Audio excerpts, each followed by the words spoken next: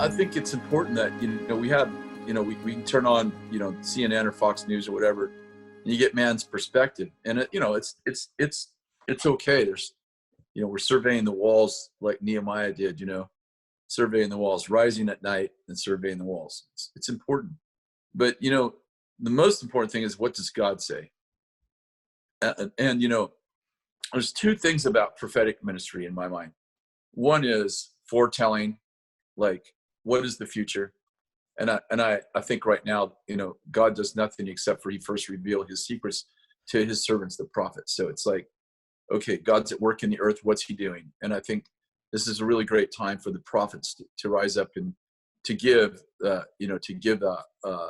direction, and to really, secure from the third heaven perspective, from God's seat. Yeah. We're seeing everything from this first heaven, this level we live on, this visible kingdom. Yes. But, there's this other perspective, that we're seated in heavenly places with Christ. And the question is, are we living from earth towards heaven? Because then we're always going to be living in reaction to what's happening, right? Yes. Or are we living from heaven towards earth? Yes. And, our heavenly seat gives us eternal perspectives. Think about this.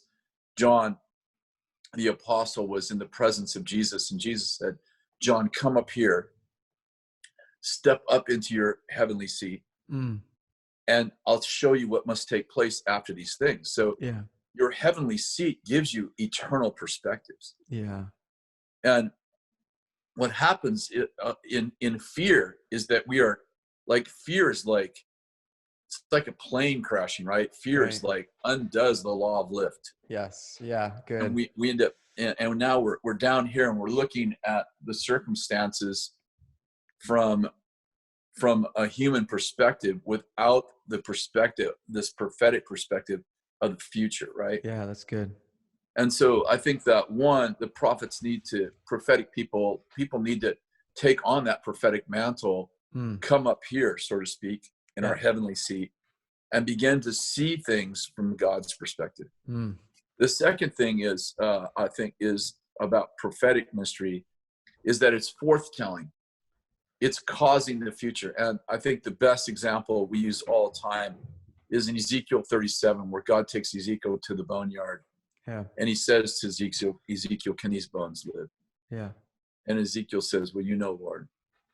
And he said, prophesy to the bones. He didn't say prophesy about the bones. He said, prophesy to the bones. And Ezekiel begins to prophesy to the bones. And, ultimately, in 4 stages of prophetic proclamation, he turns dead bones into a mighty army. And I feel like this is the time that prophetic people also stand, if you will, in the valley of dry bones.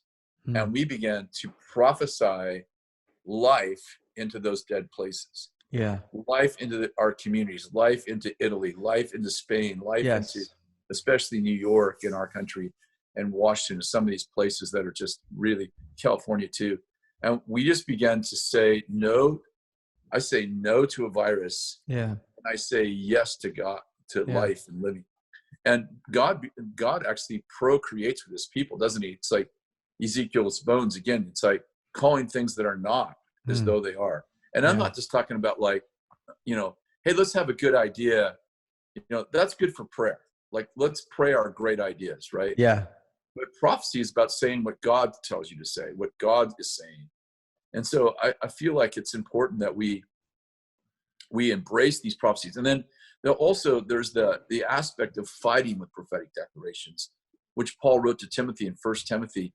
And he said to him, take the prophecies that were previously spoken over you, and with them fight the good fight. Yeah. And so when I think of my life is over, I think, well, what were the prophecies that were previously made over you? Yes. Okay, God said, this and this and this. Well, if that's true, then I can't die. Yeah. Because these are the things he wrote to, Yeah. What are the prophecies spoken over your city, over your church, over your organization, over your business? And I take those prophecies and I say no to fear, and I say yes to the prophetic declarations that God has made over me. It's like I believe them instead of what the crisis says, or that sort of thing. God told Abram and Sarai that they were going to have a child. And then the most profound prophetic word over Abraham is that you will be a father to many nations. Only one problem. Sarah couldn't manage to get pregnant. Yeah. And so for years, they tried to have a baby. And of course he ended up, having sex with Hagar, his mistress, her maiden.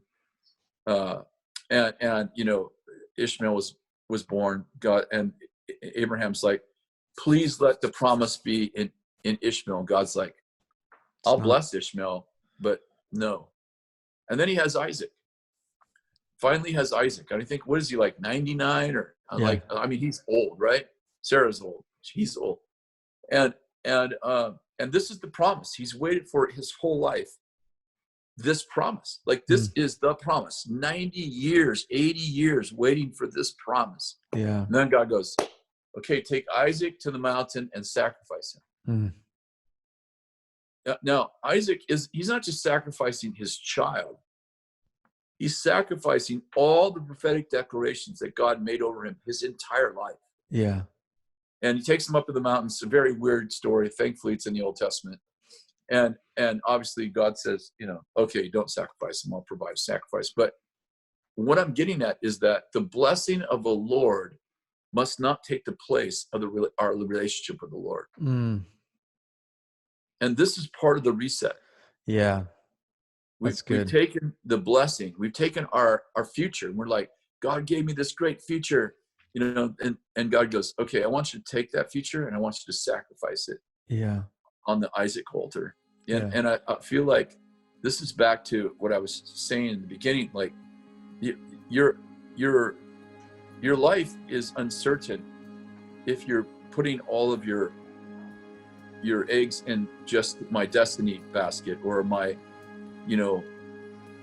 blessing basket, or even my prophecy basket. It's like our certainty comes from the person we know, not the place we're going.